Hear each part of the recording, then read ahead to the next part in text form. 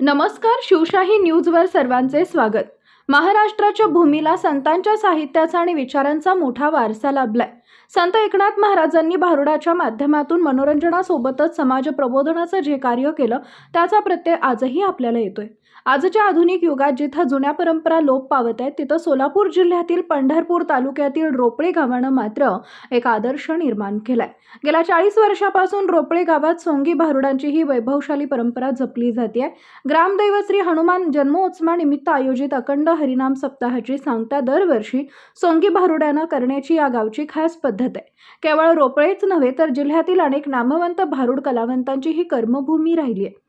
आजही राज्यभरातील दिग्गज कलाकार या व्यासपीठावर येतात आणि पंचक्रोशीतील हजारो भाविक या ज्ञानदान सोहळ्यात मंत्रमुग्ध होतात. बेगडी मनोरंजनाच्या जगात संतांचा हा वैचारिक वारसा पुढच्या पिढीपर्यंत पोहोचवण्याचं मोलाचं काम रोपळे येथील ज्ञानेश्वर प्रासादिक भजनी मंडळ आणि ग्रामस्थ करत आहेत.